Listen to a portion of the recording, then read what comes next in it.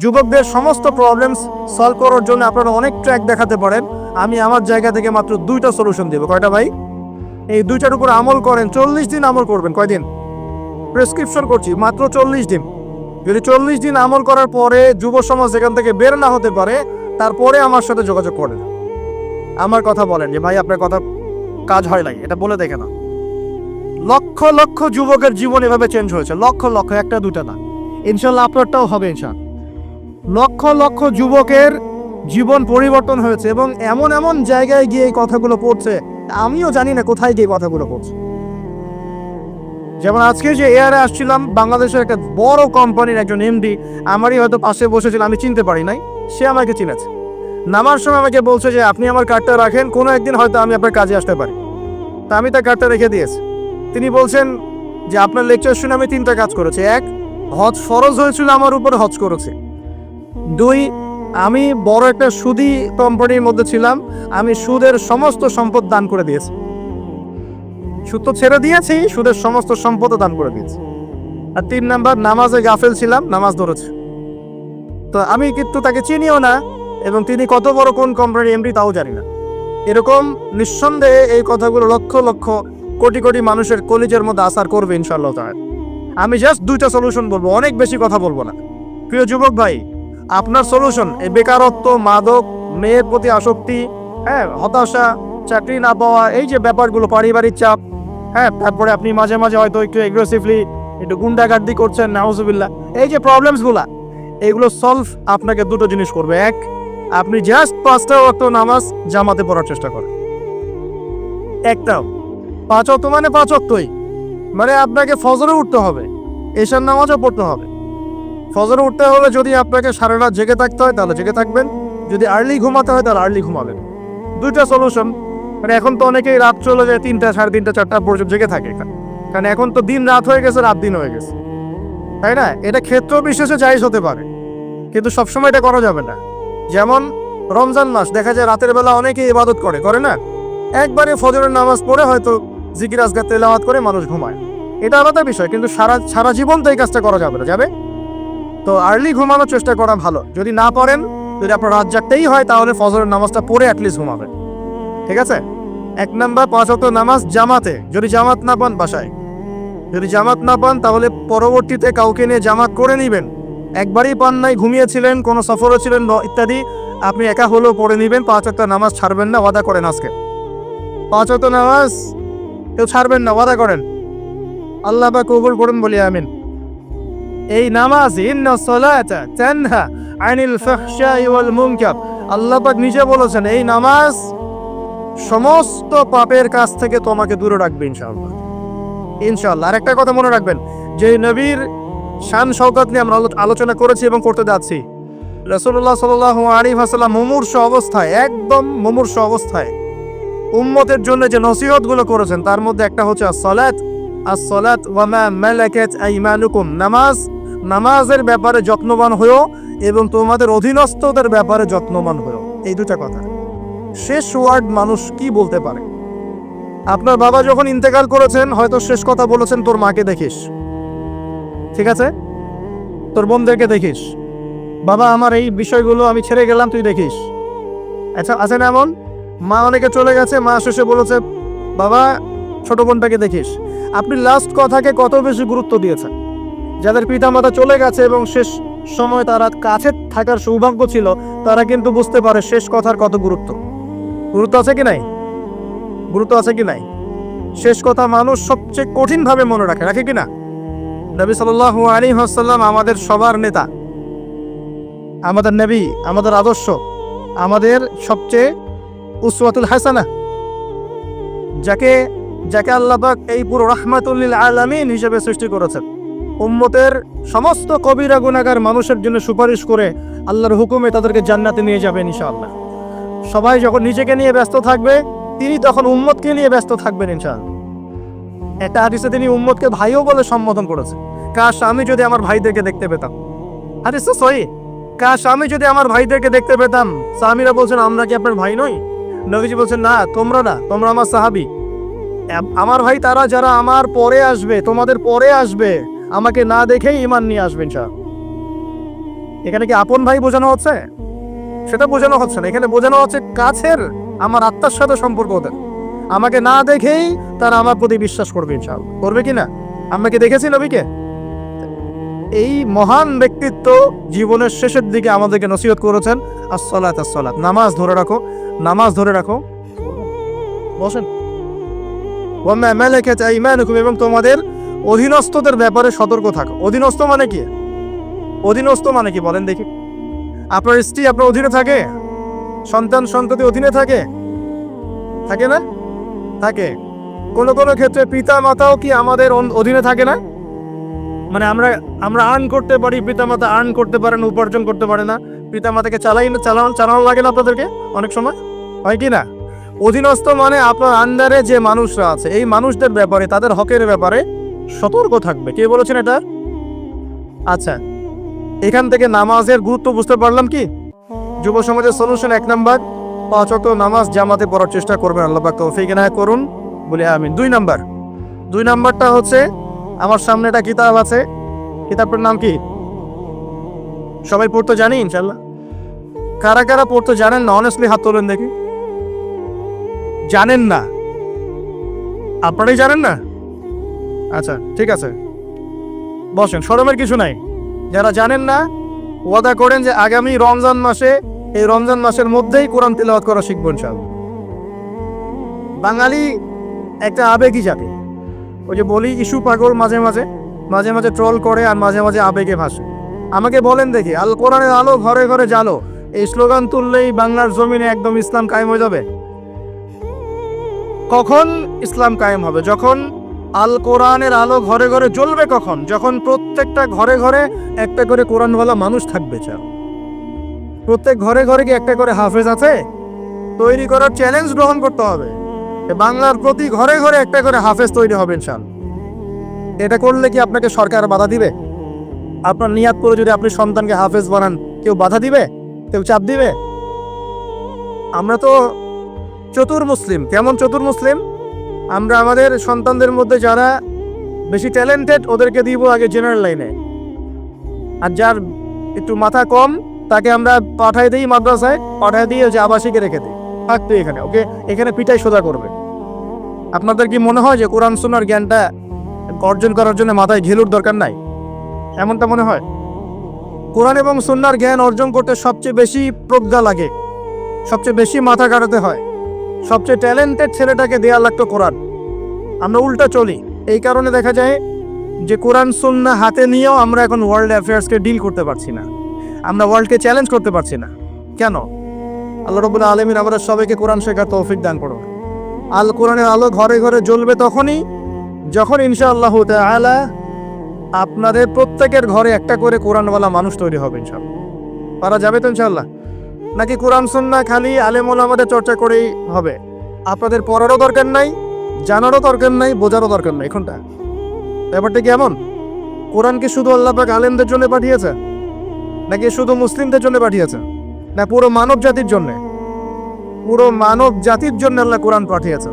ওয়াদা করা যাবে ইনশাআল্লাহ? যুব সমাজ, ইনশাআল্লাহ আমরা কোরআন তেলাওয়াত তো শিখবই, অর্থ বুঝবো ইনশাআল্লাহ। রাজি আছি ইনশাআল্লাহ? এই রমজান মাসে আল কোরআন 1 খতম দিবেন ইনশাআল্লাহ। প্রত্যেকদিন 1 পারা করে তেলাওয়াত করার চেষ্টা করবেন, আল্লাহ তৌফিক দান করুন বলিয়া। আর যারা আমরা তেলাওয়াত করতে পারি, আমরা চেষ্টা করব আলিফ লাম মিম থেকে একদম মিনাল জিন্নাতি ওয়ান নাস পর্যন্ত অর্থ সহ পড়ার জন্য। পারবো তো ইনশাআল্লাহ? আল্লাহ তৌফিক দান করুন বলি আমিন। যেটা বলছিলাম, আইয়ামে জাহিলিয়াতে এই প্রবলেমসগুলো ছিল, আপনাকে আমি আস্তে আস্তে এখন মেরাজের দিকে নিয়ে যাচ্ছি। আইয়ামে জাহিলিয়াতের প্রবলেমস কি বললাম? 1 নাম্বার কি ছিল ভাই? শিরকের পাপ। 2 নাম্বার বলেন আমার সাথে, রিবা মানে সুদ। 3 নাম্বার মাদক, যেটা আমাদের সমাজে আছে কি নাই? 4 নাম্বার হচ্ছে মেয়েদের অবমাননা। নারী জাতিকে সেখানে খুব একটা মূল্যায়ন করা হতো না। আপনাদের কি মনে হয় এখন খুব মূল্যায়ন করা হয়? হ্যাঁ, এখন খুব মূল্যায়ন করা হয় না? এখন মূল্যায়ন করা হয় ঠিকই, কিন্তু তাদের দেহটাকে কিসে মূল্যায়ন করা হয়? এই দেহটাকেই মূল্যায়ন করা হয়, তাদের ডিগনিটি, তাদের সম্মানকে মূল্যায়ন করা হচ্ছে না। আমরা কত বড় ভণ্ড দেখবেন, নারী অধিকারের কথা বলি কিন্তু পতিতালয়গুলোকে বন্ধ করি না। আমরা যদি সত্যি তাদেরকে ভালোবেসে থাকি, তারা যদি আমাদের সমাজের অংশ হয়, আমাদেরই কারো মা, কারো বোন, কারো আত্মীয় হয়ে থাকে, তাহলে আমরা কি আমাদের অর্থ দিয়ে তাদেরকে কর্মসংস্থানের ব্যবস্থা করে দিতে পারতাম না? কয়জন এই কাজটা করেছে? কয়জন এই কাজটা করেছে বা করার হিম্মত দেখাচ্ছে? ওদেরকে রেখেও দিবে, তাদেরকে ভোগও করবে, করে আবার ওদের অধিকারের আন্দোলনও করবে। কত বড় ভণ্ড জাতি চিন্তা করে দেয়। আমরা একটু নিয়োগ করতে পারি তো, আমরা আমাদের অর্থ সম্পদ থেকে আমরা প্রয়োজনে আমাদের পলিটিক্যাল পাওয়ার কাজে লাগিয়ে, আমাদের এখানে যারা অনেস্ট মেম্বার, চেয়ারম্যান, এমপি সাহেব থাকবেন, তাদের পলিটিক্যাল পাওয়ারটাকে কাজে লাগিয়ে আমরা আমাদের এলাকাগুলোর মধ্যে সমস্ত অনৈতিক কাজগুলো বন্ধ করে দিব স্যার। এবং ওই আমরা ভালো কোনো কর্মসংস্থানের ব্যবস্থা করে দিব। দেখবেন কোনোদিনও শেষের চাই এই পথে পা বাড়াবেন ইনশাআল্লাহ। কোনো মেয়ের কি এই কাজ করতে ভালো লাগে আপনার মনে হয়? কোনো মেয়ে চায় না যে সম্মান বিক্রি করে খেতে হবে, হয়তো পেটের দায়ে বা সামাজিক অন্ধকার জগতে পা বাড়িয়ে দালালের খপ্পরে পড়ে, বা এই যে নারী লিপ্সু কিছু পুরুষ মানুষের খপ্পরে পড়ে এই পথে চলে গেছে। এরা যদি আমাদের আত্মীয় হতো, আমাদের বংশে কেউ হতো, আমাদের কারো মা, কারো বোন, কারো স্ত্রী হতো, তাহলে কি আমরা সমাজে মুখ দেখাতে পারতাম? ইয়াজুজ আর মাজুজ সারা বিশ্বে ফাসাদ সৃষ্টি করবে। সূরা কাহফ পড়ে দেখেন, ইন্না ইয়াজুজ ওয়া মাজুজ মুফসিদুনা ফিল আরদ। ইয়াজুজ আর মাজুজ সারা পৃথিবীতে ফাসাদ, ফিতনা ছড়ায় দিবে। এরা কি সারা পৃথিবীতে ফিতনা ছড়ায় দেয় নাই? আমি কিন্তু বলছি না যে এরা ইয়াজুজ মাজুজ, আমি কিন্তু এই কথা বলি না। বলছি ইয়াজুজ মাজুজের চরিত্র এদের মধ্যে পাওয়া যায়।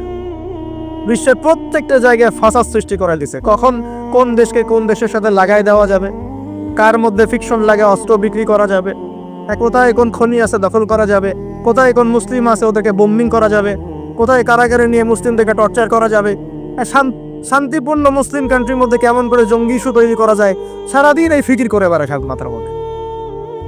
এখন সবকিছু বাদ দিয়ে এখন শিক্ষাক্ষেত্রেও মাথা ঢুকানোর চেষ্টা করছে। তো এখন দেখেন, আমরা কি পশ্চিমাদের দাসত্ব করব? আমাদের সামনে কোরআন সুন্নাহ নাই। আমরা যদি আমাদের মেধা, আমাদের ঐক্য, আমাদের সম্পদকে কাজে লাগাতে পারি, ওরা আমাদের দাসত্ব করবে ইনশাআল্লাহ। আপনাদের কি মনে হয় এগুলো শুধু স্লোগান দিচ্ছে? 1150 বছর, 1200 বছর এই বিশ্বটাকে মুসলিমরা শাসন করেছে। ইতিহাস পড়ে দেখেন না একটু। রাসূল সাল্লাল্লাহু আলাইহি ওয়াসাল্লামের নবুয়ত থেকে নিয়ে, এই মক্কা বিজয় থেকে নিয়ে প্রায় 1100-1200 বছর এই বিশ্বটাকে শাসন করেছে মুসলিমরা। এই ইতিহাসগুলো মুসলিম যুবকদেরকে কারা শিখাবে, কারা বলবে, কে মনে করাই দিবে? বিগত 100 বছরে আজকে আমাদের এই অবস্থা হয়েছে। কেন হয়েছে? এই যে বললাম, আমরা তাওহীদ থেকে সরে আসছি, সুন্নাত থেকে সরে আসছি, আমরা এখন মাদকের পিছনে ছুটছি, আমরা নামাজ ছেড়ে দিয়েছি, কোরআন ছেড়ে দিয়েছি।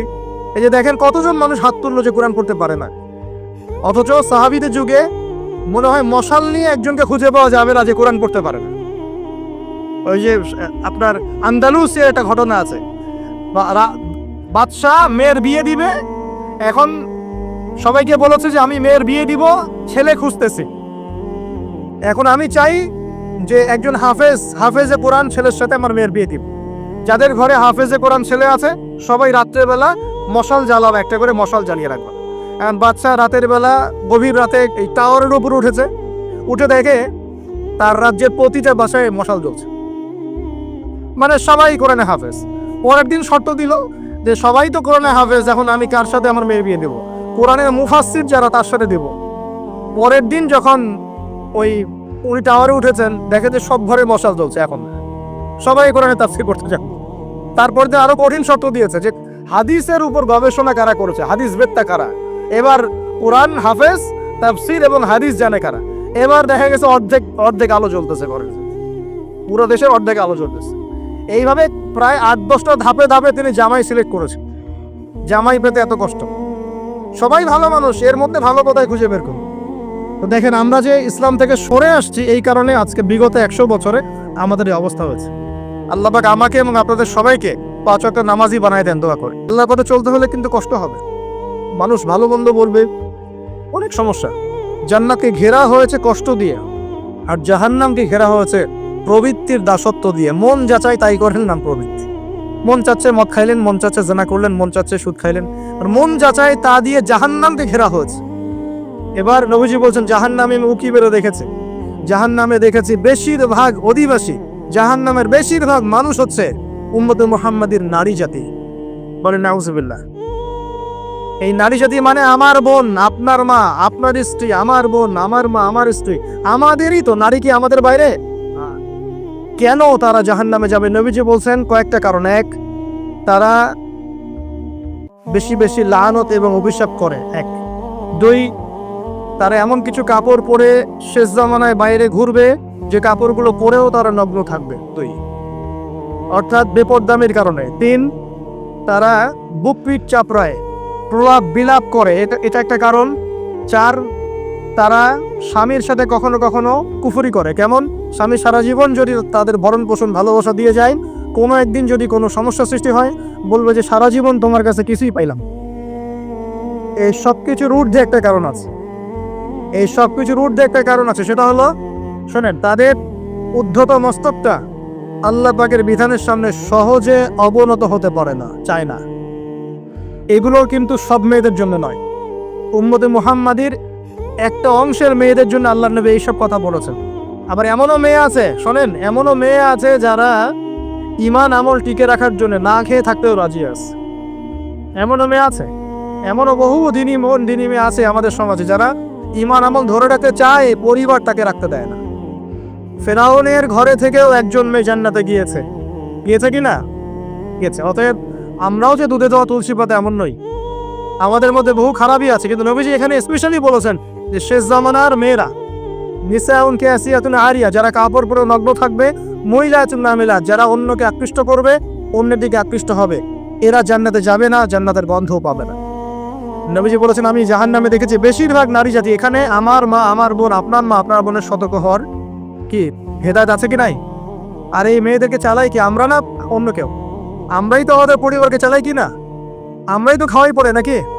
তাহলে আমাদের পরিবারের বোনেরা কি পর্দা করতে পারবে না, প্রতিষ্ঠা করতে পারবেন না?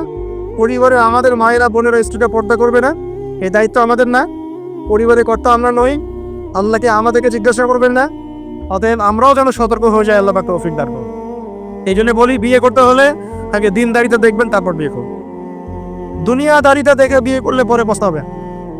ছেলে মেয়ে উভয়ের প্রতি একই নসিহত, বিয়ে করতে যদি হয়, বিয়ে যদি করতেই হয়, তাহলে দিনদারিতা দেখে বিয়ে করুন। তারপর দেখবেন যে মেয়ের বংশ কেমন, সৌন্দর্য কেমন, এই সেই পরে দেখবেন। আগে দেখবেন দিনদারিতা ঠিক আছে কিনা। ছেলের ক্ষেত্রে একই বিধান। আগে দেখতে চান না কত বড় চাকরি করে, কত প্রপার্টিজ আছে, কত বড় বাড়ি, এগুলো পরে দেখবেন। আগে দেখবেন ছেলে নামাজ পড়ে কিনা, ছেলের মধ্যে সুন্নত আছে কিনা, এইগুলো আগে দেখবেন। এই বিয়ে নিয়ে প্রচুর জাহিলিয়াত সমাজে আছে, এই কারণেই পরিবারগুলো এখন ভেঙে যাচ্ছে। আল্লাহ পাক আমাদেরকে সুন্নাহ মেনে চলার তৌফিক দান করুন, বলি আমিন। নবীজি এখানে বলেছেন, আমি জাহান্নামে দেখেছি বেশিরভাগ অধিবাসী নারী জাতি। আমাদের বোনদেরকে রিকোয়েস্ট করব, সতর্ক হয়ে যান, আল্লাহর ওয়াস্তে সতর্ক হয়ে যান। কেন? শোনেন, কেন নবীজি বললেন, এই পয়েন্টটা একটু ভালো করে বোঝেন। কেন নবীজি এই উম্মতের মধ্যে বেশিরভাগ মেয়েকে জাহান্নামী বললেন? আপনি একটু চিন্তা করেন তো, এই উম্মতের মধ্যে কি এমন হয়েছে, এই উম্মতের মেয়েদের সাথে কি এমন হয়েছে যার ফলে মেয়েদেরকে আর ঘরে রাখা যায় না, সব বাইরে চলে আসতেছে? কি হয়েছে এই উম্মতের মেয়েদের সাথে? এই প্রবলেম তো আগে 200-500 বছর আগে ছিল না। 500 বছর আগে আপনি কি কোনো মেয়েকে দেখেছেন আমাদের মেয়েদের মতো বেপর্দায় সারা রাস্তাঘাট, গ্রামগঞ্জ, একদম অফিস আদালত, বাজার ঘাট সব ঘুরে বেড়াচ্ছে? দেখেছেন 500 বছর আগে, 300 বছর আগে, 200 বছর আগে? লাস্ট সমসাময়িক সময় কি এমন হলো যে মেয়েদেরকে আর ঘরে রাখা যায় না? আমি একটা শব্দ বলে দিই, বাসায় গিয়ে রিসার্চ করবেন, সব বলে দিব না।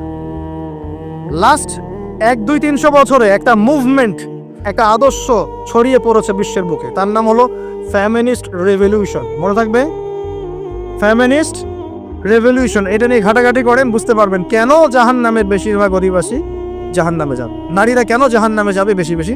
এই মুভমেন্টটা নিয়ে পড়াশোনা করলেই বুঝতে পারবেন। আল্লাহ পাক আমাদেরকে বোঝার তৌফিক দান করুন, অন্তরের চোখ খোলার তৌফিক দান করুন।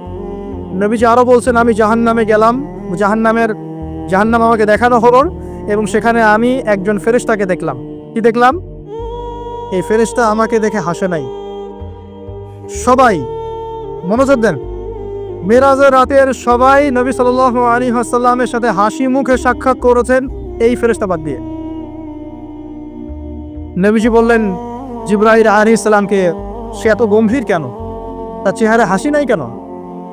জিবরাইল আলাইহিস সালাম বলছেন, যখন থেকে আল্লাহ পাক তাকে জাহান্নামের দায়িত্ব দিয়েছেন, যেদিন থেকে আল্লাহ পাক এই ফেরেশতাকে জাহান্নামের দায়িত্ব দিয়েছেন, ওই দিন থেকে তার চেহারার হাসি চলে গেছে।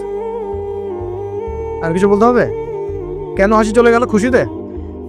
জাহান্নামে আল্লাহ পাকের আযাব এবং এই আযাবের দায়িত্ব পালন করতে গিয়ে তার চেহারা থেকে হাসি চলে গেছে। নাউযুবিল্লাহ। নবীজি জানালেন তার নাম হচ্ছে মালিক। কি নাম? মালিক। আমরা দোয়া করি আমরা যেন তার সাক্ষাৎ না পাই, আমরা দোয়া করি আমরা যেন তার সাক্ষাৎ না পাই, আমিন। এবার নবী সাল্লাল্লাহু আলাইহি ওয়াসাল্লাম আসছেন, আসার সময় সুঘ্রাণ পাচ্ছেন, সুঘ্রাণ। ও একটা কথা বলি নাই, জান্নাতে তিনি যখন দেখলেন, সেখানে দেখলেন যে এখানে বেশিরভাগ অধিবাসী হচ্ছে এই উম্মতের গরিব মানুষরা। এই উম্মতে কারা? গরিব মানুষ, টাকা পয়সা কম, এত হিসাব কিতাব নাই, বাচ্চাটা নামাজ পড়ে, রোজা রাখে, সাধ্যমতো দান সাদকা করে, সত্য কথা বলে, জান্নাতে চলে যাবে ইনশাআল্লাহ। গরিবদের 500 বছর আগে, কত বছর আগে? তার মানে এই উম্মতের যদি কেউ গরিব হয়ে থাকি আমরা, কষ্টের কিছু আছে? ইনশাআল্লাহ কষ্টের কিছু নাই। তারপর নবীজি আসছেন, তিনি বলছেন যে আমি একটা মিষ্টি জান্নাতি সুঘ্রাণ পেলাম। আমি জিজ্ঞাসা করলাম এটা কোত্থেকে আসছে? তখন জিবরাইল আলাইহিস সালাম বললেন এই ঘ্রাণ আসছে ফেরাউনের মেয়ের চুল আঁচড়ে দিত একজন দাসী। হঠাৎ একদিন চিরুনি পড়ে গেল হাত থেকে, সে বিসমিল্লাহ বলে চিরুনি উঠিয়েছে, আর দাসী শুনে নিয়েছে বিসমিল্লাহ মানে? বিসমিল্লাহ মানে কি? আল্লাহর নামে মানে কি? তোমার কি ফেরাউন আমার বাবা ছাড়া আরো কোনো ইলাহা আছে নাকি? তখন সেই মহিলা বলেছিল হ্যাঁ, আমি এক আল্লাহর ইবাদত করি। ফেরাউনেরও রব হচ্ছে আমার আল্লাহ। এই অপরাধে তাকে ফেরাউন বড় আগুনের কুণ্ডলি খুঁড়ে তাকে ওখানে নামিয়ে দিয়েছিল, এবং তার 3টা কি 4টা বাচ্চা ছিল, এই সব বাচ্চাগুলোকে তার চোখের সামনে পুড়িয়ে মেরেছে। শেষে একটা বাচ্চা ছিল কোলের বাচ্চা, এই বাচ্চাকে নিয়ে সে লাফ দিবে, তাকে বাধ্য করা হচ্ছে, সে তো নিজে মরতে রাজি, কিন্তু বাচ্চাটা মায়া লাগবে না, সে বাচ্চাকে নিয়ে লাফ দিতে চাচ্ছে না। তখন আল্লাহ পাক ওই বাচ্চার জবানে আল্লাহর কুদরত, আল্লাহর মুজিজা চালু করে দিলেন। ওই বাচ্চা কথা বলা শুরু করল। ওই বাচ্চা বলল হে আম্মা ইসবিরি ইয়া উম্মা, হে আমার মা সবর করো। ফাইন্না মাউইদুনাল জান্নাহ, আমাদের জন্য আল্লাহ পাক জান্নাত রেখেছেন। আলহামদুলিল্লাহ, লাভ দিয়ে জান্নাত। ওই যে ফেরাউনের স্ত্রী বলা ঠিক না এখানে, ফেরাউনের ওই দাসী যে চুল আশ্রয় দিত, আসিয়া, যার নাম বলা হয় কোনো কোনো জায়গায় আসিয়া, এবং তার সন্তানদেরকে যেখানে দাফন করা হয়েছে ওখান থেকে জান্নাতের ঘ্রাণ আসছে। কে পেলেন এই ঘ্রাণ? রাসূলুল্লাহ সাল্লাল্লাহু আলাইহি ওয়াসাল্লাম। এবার তিনি চলে আসছেন, এসে কাবাগরের হাতিমে আবার এসে সেখানে আসলেন, এখানে বিমর্ষ মুখে বসে আছেন। কেন মন খারাপ? যে আমি যদি এই ঘটনা যদি কালকে এখন সকালে সবাইকে বলা শুরু করি, সবাই তো আমাকে এখন কি বলবে? মিথ্যাবাদী। এমনিই তো মিথ্যাবাদী রোজ, এখন এই ঘটনা আবার বিশ্বাস করবে কি? এখন সকালবেলা আবু জাহেল আসছে, এসে বলছে যে কি নতুন কিছু ঘটনা ঘটছে নাকি, নতুন করে ঘটনা আছে নাকি? চিৎকারি করলো আর কি। রাসূল সাল্লাল্লাহু আলাইহি ওয়াসাল্লাম বলছেন আমি গতকালকে আকসায় গিয়েছিলাম। এখন আবু জাহেল বলছে ও আচ্ছা চমৎকার, আকসায় গিয়েছিলে, তাই নাকি? আর কি করেছো? তো যে আমি এই ঘটনা ঘটেছে আমার সাথে। তখন সবাইকে সে ঢোল পিটায় নিয়ে আসবে, আরে আসো আসো, মুহাম্মদ কি বলে শোনো, দেখো কি বলে, তো পাগল হয়ে গেছে। নাউজুবিল্লাহ। বলছে আকসায় গিয়েছিল, বলো তো আকসায় কি কি আছে? সুবহানাল্লাহ, আল্লাহ রাব্বুল আলামিন এখন যেমন ভিডিও দেখি না আমরা, এইভাবে আল্লাহ রাব্বুল আলামিন মসজিদুল আকসাকে নবীর সামনে তুলে ধরলেন সামনে, এবং নবী সাল্লাল্লাহু আলাইহি ওয়াসাল্লাম দেখে দেখে বলছেন আকসায় কয়টা দরজা আছে, কয়টা জান্নাত আছে, পূর্ব দিকে কি আছে, পশ্চিম দিকে কি আছে, সিঁড়ি কয়টা, সব বলে দিলেন নশাদ। এরপর আবু বকর সিদ্দিকের সামনে একজন কাফের গিয়ে বলছে জানো মুহাম্মদ কি বলেছে? মুহাম্মদ এই কথা বলেছে। আবু বকর সিদ্দিক তখন বলছেন যে আমি তো এর চাইতেও কঠিন কথা বিশ্বাস করি। এখন এর মাঝখানে আর কয়েকটা কথা হয়েছে, আমাদের নবী পরে হাদিসে জানিয়েছেন, এগুলো বলে শেষ করছে। নবীজি বলছেন আমি যখন মেরাজের রাতে গিয়েছি আমাকে আল্লাহ পাক কিছু আযাব দেখিয়েছেন। কি দেখেছেন ভাই? আমরা দোয়া করি আল্লাহ পাক এই আযাবগুলো থেকে আমাদেরকে বাঁচান, এবং যে পাপের কারণে এই আযাব হয় সে পাপ থেকে আমাদেরকে বাঁচান। বলেন আমিন। আর একটা কথা বলে রাখি, যেহেতু নবীকে এই আযাবগুলো দেখানো হয়েছে, অন্য কোনো নবীকে কিন্তু দেখানো হয় নাই। কাকে দেখানো হয়েছে? আমাদের নবীকে। তার মানে এই পাপগুলো এবং এই আযাব আমাদের উম্মতের মধ্যেই বেশি থাকবে। বুঝতে পারছেন না মনে হয়? এই আযাব এবং পাপগুলো কি অন্য কোনো নবীকে দেখানো হয়েছে? আমাদের নবীকে দেখানোর কারণ কি? কারণ আপনার উম্মতের মধ্যে এই পাপগুলো ছড়াবে বেশি, এবং আপনার উম্মতের একটা অংশ এই আযাবগুলো ভোগ করবে। কি আযাব? নবীজি যাচ্ছেন, দেখছেন, যুবকরা শুনো ভালো করে, নবীজি দেখছেন একটা চুলা, কি ভাই? তন্দুর রুটি দেখেছেন যে চুলায় রান্না করে, ঠিক ওই রকম শব্দই হাদিস এসেছে, তন্দুর।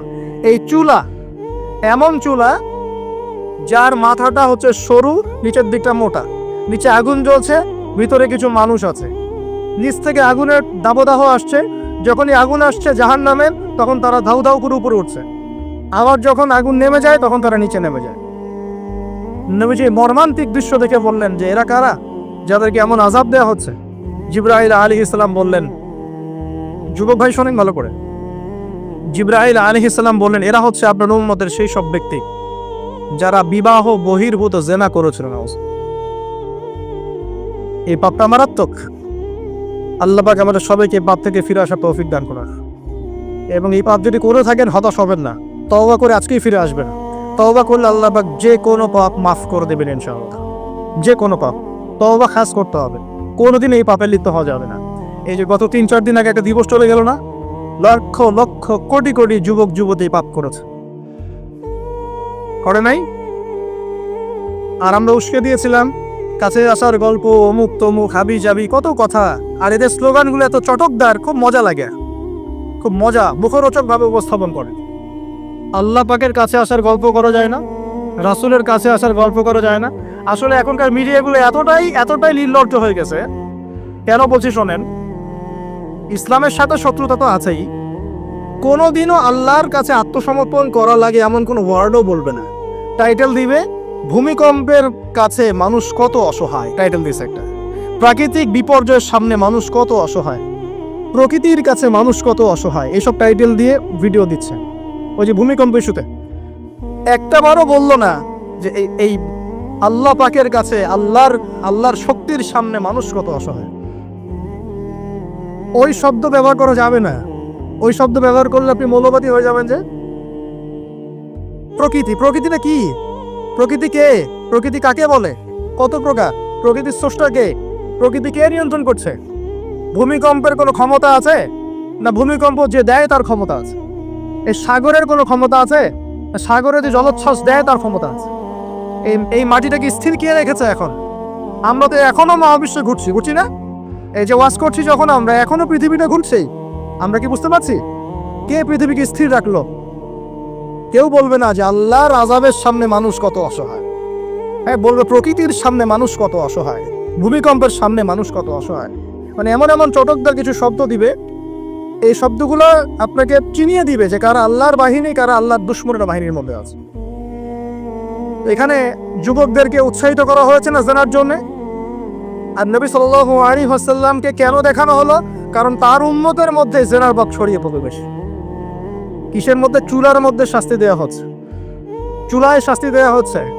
নবীজি বলছেন তাদের ভিতর থেকে এত দুর্গন্ধ বের হচ্ছিল যেন মনে হচ্ছিল যে কোনো পাবলিক টয়লেটের পাশ দিয়ে আমরা যাচ্ছিলাম। প্রিয় ভাই, আল্লাহর রাস্তায় জেনার ধার কাছেও যায় না। আল্লাহ পাক বলেছেন ওয়ালা তাকরাবু জিনা, জেনার কাছেও যেও না। এক নাম্বার শাস্তি কি দেখেছেন নবী সাল্লাল্লাহু আলাইহি ওয়াসাল্লাম? কিসের শাস্তি? তন্দুর চুলার মধ্যে আগুনের শাস্তি। কিসের পাপের কারণে? বলেন, জেনা। এই উম্মতে মুহাম্মাদের মধ্যে জেনা ছড়িয়ে পড়েছে কিনা?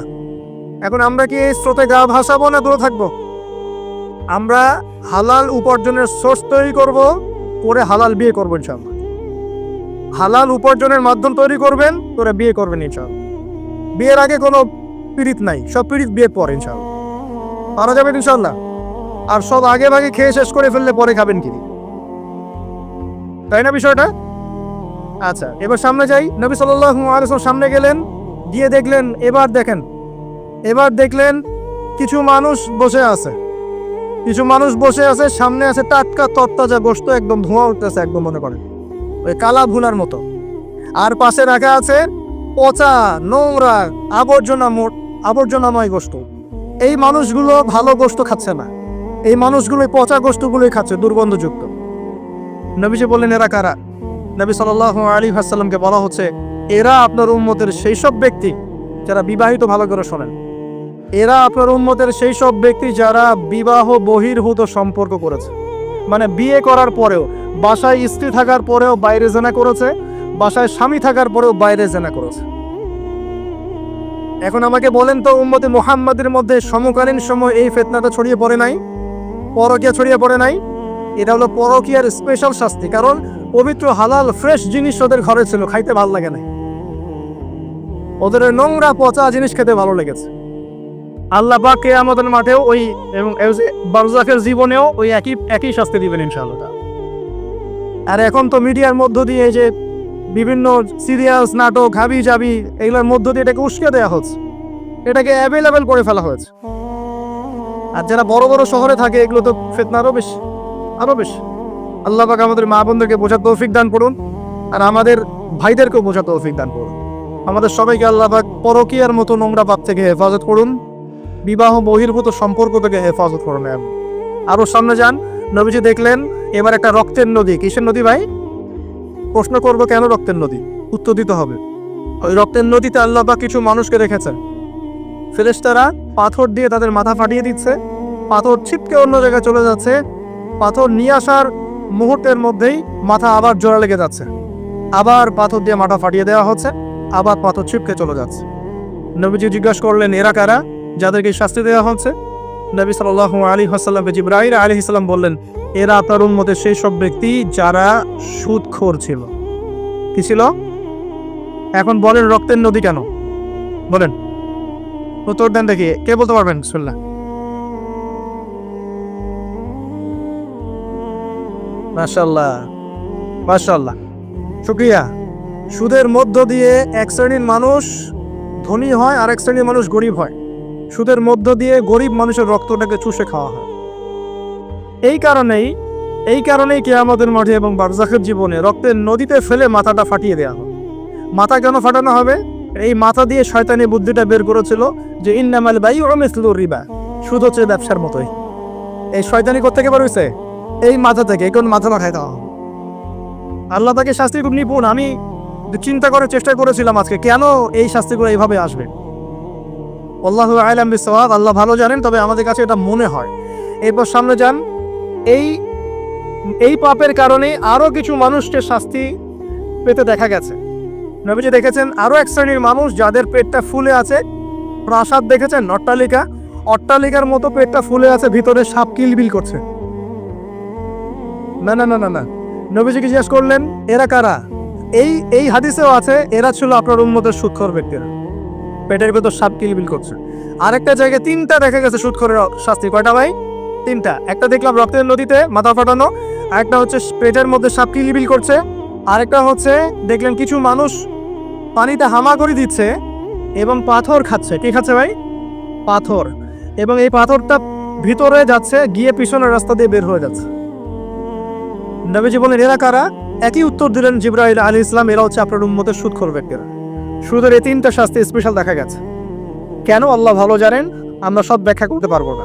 নবীজি আরো সামনে এগিয়ে গেলেন, তাকে দেখানো হলো এবার এক শ্রেণীর ব্যক্তি, হাতগুলো নখগুলো তামার মতো লম্বা, তামার নখ, লম্বা লম্বা নখ। দেখেছেন কোন মুভির মধ্যে দেখা গেছে, ছবির মধ্যে তামার লম্বা লম্বা। হ্যাঁ, এই নখগুলো দিয়ে তারা চোখ এবং গাল আঁচড়াচ্ছে, কোনো ক্ষেত্রে বুক আঁচড়াচ্ছে এবং ওই গোশতগুলো খাচ্ছে। নবী জিজ্ঞাসা করলেন এরা কারা? নবীজিকে বলা হচ্ছে এরা আপনার উম্মতের সেই সব ব্যক্তি যারা বেশি বেশি গীবত করত এবং অন্যের নামে মিথ্যা অপবাদ ছড়াতো। আর সতর্ক করে দেই, এই পাপটা কিন্তু এখন ছেলে মেয়ে সব সমাজে বেশি হয়। কি আলেম জালেম সব সমাজে বেশি হয়। কোনো ক্ষেত্রে ওয়াজ মাহফিলের প্যান্ডেলগুলোর মধ্যে বসে বসে মানুষের গীবত করা হচ্ছে। এবং এই অনলাইনের ফেসবুক আর ইউটিউবের যে কন্টেন্টের যুগগুলো চলছে, এখানে কারণ থাক না থাক মানুষের গীবত প্রচুর হচ্ছে, কোনো কারণে হোক অকারণে হোক। সতর্ক হয়ে যাবেন, আপনার দ্বারা আমার দ্বারা যদি কারো গীবত হয় তা আমার নখ দিয়ে গাল আশ্রাতে হবে কিয়ামতের মাঠে। আল্লাহ বাঁচাক, আমাদের হেফাজত করবে। এবং এই পাপের আরেকটা শাস্তি দেখা হয়েছে, ওই যে নিজের ভাইয়ের গোশত ছিঁড়ে ছিঁড়ে খাচ্ছে। এক শ্রেণীর মানুষকে আগুন খাওয়ানো হচ্ছে এবং আগুনগুলো পিছনের রাস্তা দিয়ে বের হয়ে যাচ্ছে। জিজ্ঞাসা করা হলো তারা কারা? নবীজিকে বলা হচ্ছে এরা আপনার উম্মতের সেই সব ব্যক্তি যারা এতিমের মাল ভক্ষণ করত। এতিমের মাল অন্যায়ভাবে ভক্ষণ করে খেয়ে ফেলতো। আছে কি নাই সমাজের মধ্যে? নবীজি আরো সামনে গেলেন, দেখলেন এক শ্রেণীর মানুষ কাঁধে অনেক বোঝাগুলো হালকা করার বদৌলতে উল্টা তারা বোঝা হালকা না করে আরো কিছু বোঝা ঘাড়ে নিচ্ছে। লাকড়ির বোঝা ঘাড়ে নিয়ে পথ চলার চেষ্টা করছে, কিন্তু পথ চলতে পারছে না। নবীজি বলেন এরা তো অদ্ভুত, এরা তো চাইলে বোঝা হালকা করে চলতে পারছ, বোঝা আরো নিয়ে চলছে কেন? নবীজিকে বলা হচ্ছে এরা আপনার মধ্যে সেই সব ব্যক্তি যারা দায়িত্ব যতটুকু নিয়েছিল অতটুকু তো পালন করতে পারতোই না, আরো দায়িত্ব চেয়ে নিত মানুষের কাছে। দায়িত্ব চেয়ে নেওয়ার সংস্কৃতি চলছে না এখন? যোগ্যতা থাকেন না থাক, মানুষ দায়িত্ব চাচ্ছে না, দায়িত্ব না দিলে লাগ করে। যোগ্যতা থাক না থাক, মানুষকে দায়িত্ব চেয়ে নিচ্ছে কিনা। দায়িত্ব নেওয়াটা বড় কথা নয়, পালন করাটা বড় কথা। না করতে পারলে এই শাস্তি ভোগ করতে হবে। আল্লাহ পাক আমাদের সবাইকে হেফাজত করুন, আমিন। এবার সামনে গেলেন, দেখলেন এবার তো মুশকিল। সামনে গিয়ে দেখলেন এক শ্রেণীর মানুষ, কয়েকটা মানুষ না, এক শ্রেণীর মানুষ, যাদের জিহ্বাগুলোকে, ঠোঁট আর জিহ্বাগুলোকে আগুনের কেচি দিয়ে কেটে ফেলা হচ্ছে। নবীজি বললেন, এরা কারা?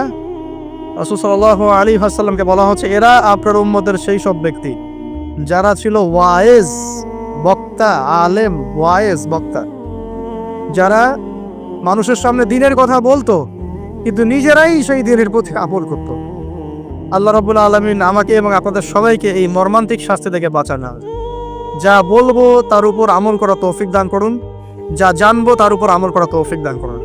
যা বলি আমল করি না সেটা প্রয়োজনে বলার দরকার নাই, এটা আমল করি না সেটা প্রয়োজনে বলার দরকার নাই। আল্লাহ পাক আমাদেরকে রাসূলের সুন্নাহ মাফিক দাওয়াতি কাজ করার তৌফিক দান করুন এবং এই শ্রেণীর বক্তার অন্তর্ভুক্ত হওয়া থেকে আল্লাহ পাক আমাদেরকে বাঁচান। এইভাবে তিনি আরো বেশ কিছু শাস্তি দেখলেন, তারপর তাকে ফিরিয়ে আনা হলো। এই মেরাজের ঘটনায় দুটো শেষ হলো। এখন এই পুরো মেরাজের ঘটনা আমরা শিখলাম রাসূলুল্লাহ সাল্লাল্লাহু আলাইহি ওয়াসাল্লামের এই মেরাজ উম্মতে মুহাম্মাদের জন্য খাস কি না, আমাদের জন্য খাস কি না? এরকম ঘটনা কি বিশ্বে আর কোথাও ঘটেছে? এই পুরো হিস্ট্রির মধ্যে কি এরকম ঘটনা কখনো ঘটেছে? অন্য কোন নবীর সাথে ঘটেছে? অন্য কোন উম্মতের সাক্ষী আছে? আমরা সাক্ষী আছি, আমাদের নবীর সাথে ঘটেছে। আমাদের নবীর ক্ষেত্রে জীবনে এই বিস্ময়কর ঘটনা একবার ঘটেছে। আল্লাহ পাক কি কোনো নবীকে তার কাছে নিয়ে ওহী করেছেন? আসুন এই মেরাজে যে বিষয়গুলো আমরা শিখলাম, আমরা সবাই এর উপর আমল করার চেষ্টা করি। আল্লাহ পাক তৌফিক দান করুন। আইয়ামে জাহিলিয়াতের মানুষরা যে আল্লাহকে বিশ্বাস করতো না, বিষয়টা এমন না। আইয়ামে জাহিলিয়াতের মানুষরা আল্লাহকে ঠিকই বিশ্বাস করত, কিন্তু আল্লাহকে পাওয়ার জন্য ওসিলা পূজা করত, মাধ্যম পূজা করত।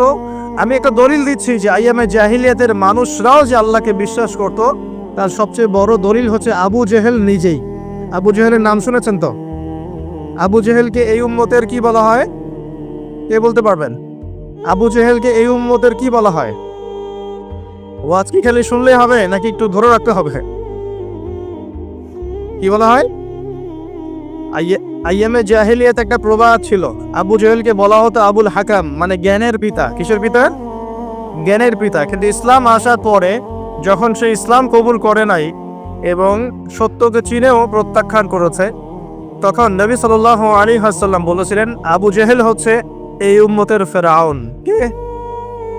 ফেরাউনের নাম শুনেছেন কিনা? ফেরাউন কে ছিল? এই বিশ্বের সবচেয়ে প্রতাপশালী শাসক। সে কি ভালো ছিল না জালেম ছিল? ক্ষমতা চিরদিন থাকে না? থাকে না? থাকে। ফেরাউনের চেয়ে শক্তিধর ওই সময় বিশ্বের কেউ ছিল?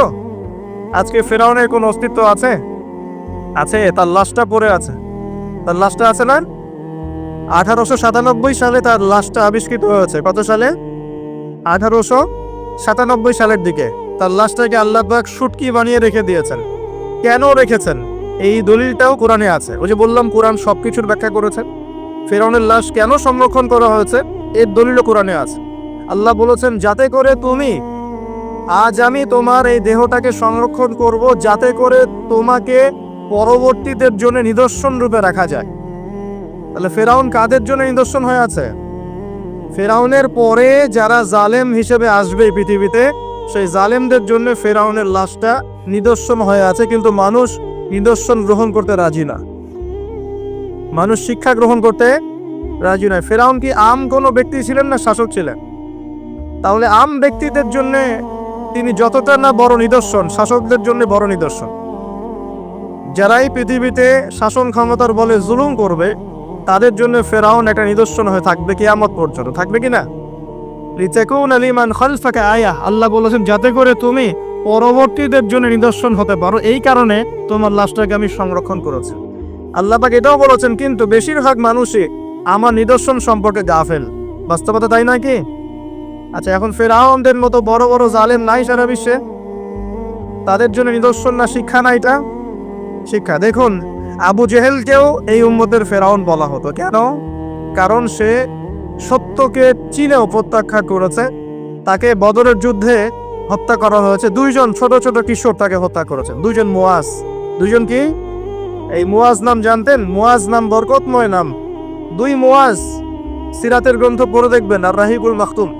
দুইজন মুয়াজ, ছোট ছোট বাচ্চা যাদের বয়স 10 থেকে 15-র মধ্যে, 10 থেকে 15। এই দুই ভাই মিলে আবু জেহেলকে হত্যা করেছে। সুবহানাল্লাহ। এরপর আব্দুল্লাহ বিন মাসউদ রাদিয়াল্লাহু আনহু, তিনি তার গর্দানটা কেটে রাসূলের সামনে উপস্থাপন করেছিলেন। সুবহানাল্লাহ।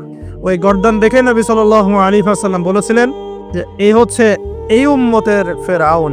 আবু জেহেলকে এই উম্মতের বলেন ফেরাউন। এখন আবু জেহেলের দলিল কি দিচ্ছি? আবু জেহেল যখন বদরের যুদ্ধ করতে গিয়েছিল, তখন সে আগে যুদ্ধের মাঠে যায় নাই, সে আগে গিয়েছে কাবা ঘরে। কোথায় গিয়েছে? কাবা ঘর তখনও ছিল কি না? কাবা ঘর তখনও ছিল, এবং মানুষ তখনও হজ করত। বলতে পারেন যে কিরকম করে হজ করত? সেই হজের সিস্টেম আর আমাদের সিস্টেম এক ছিল না। তারা দাবি করত যে তারা ইব্রাহিম আলাইহিস সালামের সুন্নাহ ফলো করছে, তারা দাবি করত। এই দাবির উপর ভিত্তি করে তারা কাবা ঘরের ভিতরে 360টা মূর্তি ঢুকিয়েছিল। কয়টা?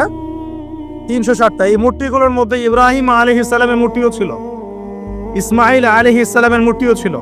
আসলে তারা তো আর জানতো না তারা কেমন দেখতে। তারা কি জানতো? একটা কাল্পনিক স্ট্যাচু তারা গঠন করেছিল এবং তার কাছে তারা সাজদা করত। তাদের ধারণা ছিল ইব্রাহিম আলাইহিস সালাম তো ভালো মানুষ না, তার কাছে চাইলেই আল্লাহর কাছে চাওয়া হবে। এমনটা আমাদের এখানে অনেকে মানুষের আকীদা আছে না, যে অনেক কবরে চলে গেছে মানুষ, তাদের আকীদা হচ্ছে এই মানুষ অনেক বুজুর্গ ছিল, তার কাছে চাইলেই আল্লাহর কাছে চাওয়া হয়। আকীদা একই কি না? এগুলো শিরকি আকীদা। চাবেন কার কাছে? সরাসরি কার কাছে?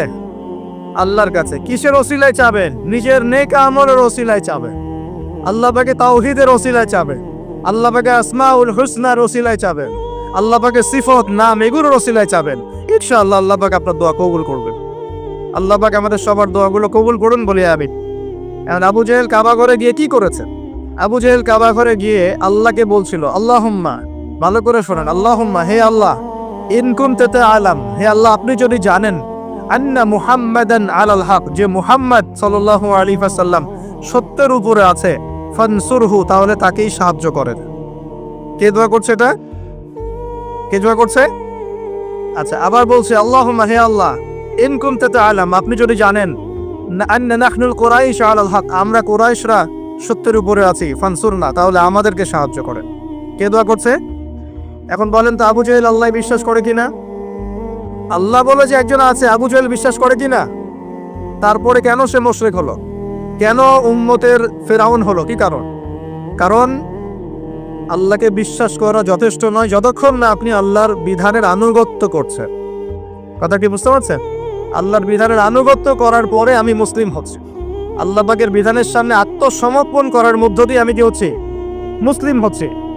যারা হিন্দু ভাই, তারা কি বিশ্বাস করে না একজন ঈশ্বর আছে? জিজ্ঞাসা করে দেখেন, বিশ্বাস করে না?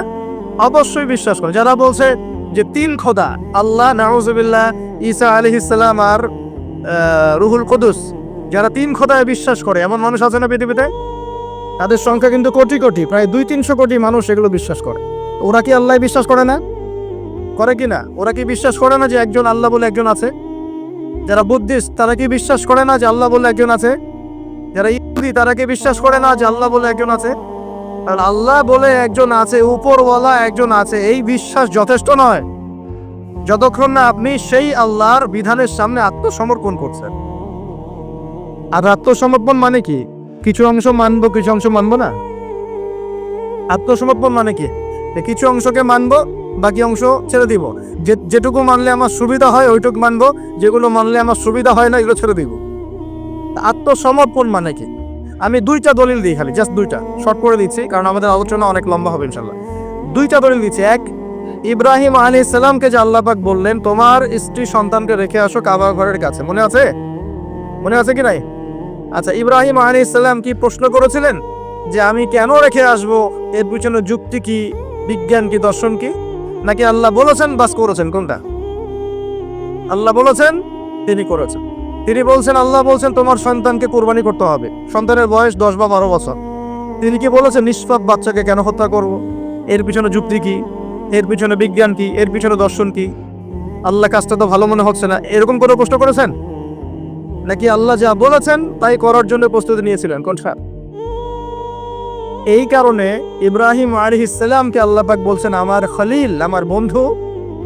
ইয ক্বালা লাহু রাব্বুহু আসলিম, যখনই তার রব তাকে বলেছে আসলিম, আত্মসমর্পণ করো, ক্বালা আসলামতু লিরাব্বিল আলামিন, ইব্রাহিম বলেছে আমি আমার রবের সামনে আত্মসমর্পণ করলাম। সুবহানাল্লাহ। এই হলো মুসলিম। আর ইব্রাহিম আলাইহিস সালাম তোমাদের পিতা, মুসলিম জাতির পিতা, হুয়া সাম্মাকুমুল মুসলিমিন, যিনি তোমাদের নামকরণ করেছেন মুসলিম। মা কানা ইব্রাহিম ইয়াহুদিয়্যা ওয়ালা নাসরানিয়্যা, ইব্রাহিম একজন ইহুদি ছিল না, নাসারাও ছিল না। ওয়ালাকিন কানা হানিফাম মুসলিমা, তিনি ছিলেন একজন হানিফ, একনিষ্ঠ মুসলিম। তাহলে ইব্রাহিম কেমন মুসলিম ছিলেন? প্রশ্ন করা মুসলিম, আত্মসমর্পণ করা মুসলিম। এখন মুসলিমদেরকে বোঝাতে হয় নামাজের বৈজ্ঞানিক ব্যাখ্যা কি, তারপর নামাজ পড়ে। জাকাতের অর্থনৈতিক ভিত্তি কি, জাকাতের সামাজিক সুফল কি বোঝাতে হয়, তারপর জাকাত দেয়। রমজানের মেডিকেল ব্যাখ্যা কি, রোজা রাখলে শরীর কিভাবে ভালো থাকে, এগুলো বোঝানোর পর রোজা রাখে। বোঝাতে হয় যে আল্লাহ পাকের বিধান যেগুলো আছে, যেমন চোরের হাত কেটে ফেলা, হ্যাঁ, ধর্ষকের শাস্তি দেওয়া, মৃত্যুদণ্ড দেওয়া প্রকাশ্যে, এগুলো বোঝাতে হয় যে এগুলোর সামাজিক পলিটিক্যাল ভিত্তি আছে, এগুলো দিলে সোশ্যালি শান্তি কায়েম হয়। বোঝানোর পরেও তারা মানতে চায় না। ইব্রাহিম আলাইহিস সালাম আল্লাহর আদেশ আসার সাথে সাথেই আত্মসমর্পণ করতেন। এই হলো মুসলিম। তাহলে ইসলাম কাকে বলে? আত্মসমর্পণ, নাকি কিছু অংশ মানবো আর কিছু অংশ মানবো না? এখন আমরা যে কিছু অংশ মানি কিছু অংশ মানি না, এটা দেখার জন্য আপনাকে রমজান মাস পর্যন্ত অপেক্ষা করতে হবে। কিরকম? রমজান মাসে দেখবেন যে নামাজ পড়লো মাশাআল্লাহ, তারাবির নামাজ, ব্যবসা করতে গিয়ে দেখবেন মাপে কম দিবে। তার মানে সে নামাজ ইবাদত বন্দেগী জীবনে আল্লাহকে মানে ঠিকই, অর্থনৈতিক জীবনে আল্লাহকে মানে না। ওখানে তার কাছে মনে হচ্ছে আল্লাহ দেখছেন না, এখানে আমি যা ইচ্ছা তাই করতে পারবো। একজন পরেজগার ব্যক্তি, তাহাজ্জুদ গোজার, মাশাআল্লাহ, রাতে তাহাজ্জুদ পড়েন, দেখবেন অফিসে গিয়েছে, আদালতে, অন্যান্য জায়গায় গিয়েছে, চাকরি ক্ষেত্রে, সেখানে গিয়ে টেবিলের তল দিয়ে টাকা নেওয়া শুরু করেছে। তো তার ধারণা যে এখানে আল্লাহ তাকে দেখছে না, নামাজ আল্লাহ তাকে দেখছে। আবার আমাদের দিনই বোন অনেকে রোজা রাখে, মাশাআল্লাহ, রোজা রেখেও দেখবেন সিরিয়াল দেখছে, গীবত করছে, বেপরদা হয়ে বাইরে করছে কিনা, আবার রোজাও কিন্তু রাখছে। তার মানে তার ধারণা যে ইবাদত বন্দেগী জীবনে আল্লাহ আমাকে, এখানে লা ইলাহা ইল্লাল্লাহ ঠিক আছে, মুহাম্মদুর রাসূলুল্লাহ ঠিক আছে, কিন্তু সেটা এই পর্দার ক্ষেত্রে, অন্যান্য জীবনের অন্যান্য ক্ষেত্রে আমি লা ইলাহা ইল্লাল্লাহ মুহাম্মদুর রাসূলুল্লাহর পরোয়া করছি না। আমরা অনেক মানুষকে দেখেছি ব্যক্তিগতভাবেও এবং সোশ্যালিও, ইবাদত বন্দেগী জীবনে পাক্কা মুসলমান, একদম কপালে সেজদার দাগ পড়ে গেছে, পায়ের মধ্যে সেজদার দাগ পড়ে আছে, ওই ব্যক্তি অর্থনৈতিক জীবনে গিয়ে পাক্কা সুখর আছে কি নাকি? এমন লোকের অভাব আছে? আমরা মোটামুটি অনেকেই এর মধ্যে ইনভলভ হয়ে যাই। আমরা একটা জিনিস বোঝাতে ব্যর্থ হচ্ছি, এবং এই মাহফিলের সিজনে এই একটা দাওয়াতই আমি দেওয়ার চেষ্টা করেছি, সেটা হলো নিজেকে এবং আপনাদেরকেও, যে ইসলাম আংশিক কোনো জীবন ব্যবস্থা নয়। ইসলামের মধ্যে প্রতিটা বিষয়ের হেদায়েত আছে। আমি মানতে পারি না পারি, আগে আমাকে আত্মসমর্পণ তো করতে হবে নাকি? আমি হয়তো মানতে পারছি না, আমি জানি এই যুগে 100% ইসলাম পালন করা এত সহজ নয়। এটা কথা বলা সহজ, কিন্তু কাজ করা এতটা সহজ নয়। যদি করতে চাই পাহাড়ে চলে যাওয়া লাগবে, পাহাড়ে গরু ছাগল চড়াইতে হবে, ওখানে একদম ফিতনামুক্ত পরিবেশে নিজে চাষবাস করে খাইতে হবে, ছাগলের দুধ ধোয়াই খাইতে হবে, ওখানে আজান দেওয়া লাগবে, ইকামত দেয়, আজান নামাজ পড়া লাগবে, ফিতনা থেকে দূরে থাকা লাগবে, তাহলে 100% পালন করতে পারবো হয়তো। এই সমাজে, এই সামাজিক ব্যবস্থায় থেকে 100% ইসলাম পালন করা, যে বলবে সে মিথ্যা কথা বলছে। আমি যদি বলি আমি মিথ্যা কথা বলছি। 100% ইসলাম পালন করা এই যুগে এত সহজ নয়, এত সহজ নয়। কিন্তু আমি জানি সহজ নয়, কিন্তু আমরা তো নিয়াত করতে পারি নাকি, যে আল্লাহ আমি বিশ্বাস করি কোরআন এবং সুন্নাহই চূড়ান্ত, এবং এর মধ্যেই জীবনের সবকিছুর হেদায়েত আছে। আল্লাহ আমি এর সামনে আত্মসমর্পণ করলাম, তুমি আমাকে পরিপূর্ণ জীবনে ইসলাম পালনে তৌফিক দাও আল্লাহ। এই দোয়াটা করা যায় তো, এই নিয়াতটা তো করা যায়। ইন্নামাল আমালু কি, ইন্নামাল আমালু বিন্নিয়াত, কাজের ফলাফল ডিপেন্ড করে কিসের উপরে? নিয়াতের উপরে। তো নিয়াতটা করি ইনশাআল্লাহ। এখন নামাজ পড়তে পারছি, কালকে দাঁড়িয়েও রাখবো ইনশাআল্লাহ। কালকে দাঁড়িয়ে রেখেছি, পাক্কা মুসল্লি হয়েছি, ফরজ আদায় করছি, কালকে সুন্নত নফলও পড়বো ইনশাআল্লাহ। নামাজ ঠিক হয়ে গেছে আলহামদুলিল্লাহ, তাহাজ্জুদ পর্যন্ত পড়ছি। আমার অর্থনৈতিক জীবনে সুদও ছাড়বো ইনশাআল্লাহ, ঘুষও ত্যাগ করবো ইনশাআল্লাহ, অন্যের সম্পদ আত্মসাৎ করাও বন্ধ করবো ইনশাআল্লাহ, দুর্নীতি বন্ধ করবো ইনশাআল্লাহ। আজকে আমি মুসল্লি হয়েছি, আমার পরিবারে পর্দাও কায়েম করবো ইনশাআল্লাহ। আমার পরিবার ঠিক আছে ইনশাআল্লাহ, আমি সামাজিক দায়িত্ব পেয়েছি, আমি আমার সাধ্যমতো সমাজে ইসলাম প্রতিষ্ঠার চেষ্টা করবো ইনশাআল্লাহ। চেষ্টা তো করতে হবে, আল্লাহ পাক চেষ্টা দেখবেন। যদি চেষ্টাটাও না করি, আল্লাহর কাছে কি জবাব দিব, কি মুখ দেখাবো? আমাদের সবাইকে নবী সাল্লাল্লাহু আলাইহি ওয়াসাল্লামের সামনে মুখ দেখাতে হবে না? একবার দেখাতে হবে ইচ্ছাই হোক আর অনিচ্ছাই হোক, আর একবার দেখাতে হবে ঐচ্ছিকভাবে। বুঝাচ্ছি কিভাবে? ইচ্ছাই হোক আর অনিচ্ছাই হোক কোথায়? কবরে। কোথায়? সবাইকে দেখানো হবে। আমি আপনি এভরিবডি, সবাই দেখবে আমাদের নবী মুহাম্মদ সাল্লাল্লাহু আলাইহি ওয়াসাল্লামের এই নূরানি চেহারা, সবাই দেখবে ইনশাআল্লাহ। আল্লাহ পাক প্রশ্ন করবেন, ফেরেশতাদের মাধ্যমে প্রশ্ন করাবেন, মান হাযা রাজুল বুইসা ফীকুম, এই ব্যক্তিকে যাকে তোমাদের কাছে পাঠানো হয়েছে। পৃথিবীতে যদি আমরা রাসূলের সুন্নাহ মতো চলতে পারি বা চলার চেষ্টা করি, ইনশাআল্লাহ সেই ব্যক্তি বলতে পারবে যে তিনি হচ্ছেন রাসূলুল্লাহ সাল্লাল্লাহু আলাইহি ওয়াসাল্লাম। আমি আল্লাহর কিতাব পড়ে জেনেছিলাম যে তিনি আল্লাহর রাসূল সাল্লাল্লাহু আলাইহি ওয়াসাল্লাম। আর যারা দুনিয়াতে চেষ্টা পর্যন্ত করবে না, তারা কি উত্তর দিতে পারবে? তাই মনে হয়। আর একবার হচ্ছে ঐচ্ছিক। এটা কেমন? রাসূল সাল্লাল্লাহু আলাইহি ওয়াসাল্লাম হাউজে কাউসারের সামনে দাঁড়িয়ে থাকবেন, আকাশের তারা যত বেশি তার চেয়ে বেশি হবে পানপত্র, গ্লাস। তো নবী সাল্লাল্লাহু আলাইহি ওয়াসাল্লাম সবাইকে হাউজে কাউসারের পানি পান করাবেন। ওই দিন অন্য কোনো ব্র্যান্ডের পানি চলবে না, শুধু হাউজে কাউসারের পানি চলবে। মাম পানি, প্রাণ পানি, এসব পানি নাই, শুধু হাউজে কাউসারের পানি। কথা বুঝতে পারছ? কোনো ড্রিঙ্কস নাই, সফট ড্রিঙ্কস, হার্ড ড্রিঙ্কস, কোনো ড্রিঙ্কস নাই, শুধু কি হাউজে কাউসারের পানি। এই পানি ছাড়া কোনো পানি নাই। এই পানি যে খাবে, এই যে 50,000 বছরের সমান দিন, কিয়ামতের দিন, এই দিনে সে ইনশাআল্লাহ পিপাসার্ত হবে না। সে আর কোনোদিনও পিপাসার্ত হবে না ইনশাআল্লাহ। আর যে ব্যক্তি পান করতে পারবে না, তার কি অবস্থা সেটা বুঝতেই পারছেন। সবাইকে নবীজি পান করাতে থাকবেন, হঠাৎ পর্দা পড়ে যাবে, হঠাৎ একটা পর্দা পড়ে যাবে, অদৃশ্য পর্দা। নবীজি বলবেন, ইন্নাহু মিন্নি, এরা তো আমার উম্মত। কেন পর্দা পড়ে গেল? আল্লাহ পাক জানিয়ে দিবেন, ইয়া রাসূলুল্লাহ সাল্লাল্লাহু আলাইহি ওয়াসাল্লাম, ইয়া নবী আল্লাহ, হে আল্লাহর নবী, আপনি জানেন না, ইন্নাকা লা তাদরি, আপনি জানেন না, মা আহদাসু বা'দাকা, আপনার ইন্তেকালের পরে এর আপনার শরীয়তের মধ্যে কত নতুন নতুন বেদাত চালু করেছে, কত নতুন নতুন আমল চালু করেছে, আকীদা চালু করেছে, এটা আপনি জানেন না। ইন্নাকা লা তাদরি মা আহদাসু বা'দাক, সহিহ বুখারীর মধ্যে হাদিস আসছে। নবীজি তখন বলবেন, সুহকান সুহকান, দূর হও দূর হও, লিমান গায়্যারা বা'দি, যারা আমার পরে দিনকে পরিবর্তন করেছো তারা দূর হয়ে যাও। প্রিয় ভাইয়েরা, আমরা নিয়াত করতে পারি তো ইনশাআল্লাহ যে আমরা জীবনের প্রতিটা ক্ষেত্রে রাসূলের সুন্নাহ মেনে চলার চেষ্টা করবো ইনশাআল্লাহ।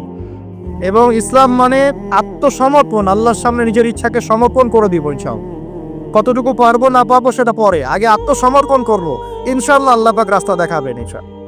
বিশ্বাস করেন, যে ব্যক্তি চাইবে আল্লাহর কাছে মন থেকে, আল্লাহ আমি নামাজ পড়ছি, মাশাআল্লাহ আমি পর্দা কায়েম করেছি, আমি কোরআন তেলাওয়াত শিখছি, দিনের ফিকির করছি, দিন প্রচারের চেষ্টা করছি, আল্লাহ আমাকে তুমি সুদও ছাড়া তৌফিক দাও, আল্লাহ অবশ্যই তাকে তৌফিক দিবেন ইনশাআল্লাহ। যে আল্লাহর কাছে যা চাইবে আল্লাহ পাক তাকে সেটাই দিবেন ইনশাআল্লাহ। একটা প্রবাদ আছে যে মানুষকে সে কারণেই সৃষ্টি করা হয়েছে, যে উদ্দেশ্যে সে, মানে যে গন্তব্যে সে ধাবিত হবে, ওই কারণেই মানুষকে সৃষ্টি করা হয়েছে। যদি আমরা জান্নাতের দিকে ধাবিত হতে চাই, দেখবেন ওই কাজগুলোকে আল্লাহ আপনার জন্য সহজ করে দিয়েছে। এটা হবে ইনশাআল্লাহ।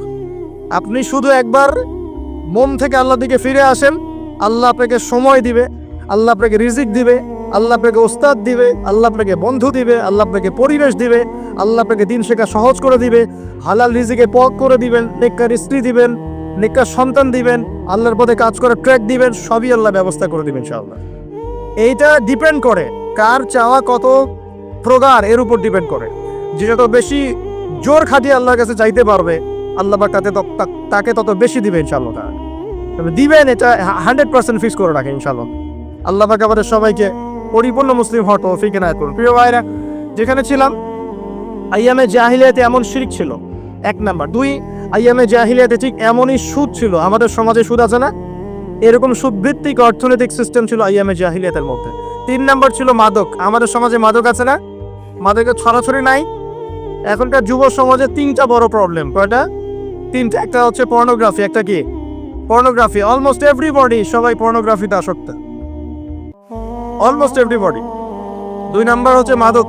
এই যে মাদকের সাথে সবাই না হলেও সমাজে একটা বড় অংশের যুব সমাজ কিন্তু আসক্ত হয়ে আছে। 3 নাম্বার হচ্ছে ফ্রি মিক্সিং, মানে নারী পুরুষের অবাধ মেলামেশা। এই সমস্যাগুলো যুব সমাজ কাজকে গ্রাস করে খাচ্ছে। এরপরে আরো কিছু প্রবলেম আছে, যেমন বেকারত্ব, হতাশা, জীবনের উদ্দেশ্য থেকে বিচ্যুত হয়ে যাওয়া, পারিবারিক চাপ, মিউজিক, তারপরে বন্ধুদের, খারাপ বন্ধুদের পল্লায় পড়া, সঙ্গদোষ, কিশোর গ্যাং, এরকম কিছু প্রবলেমস আছে।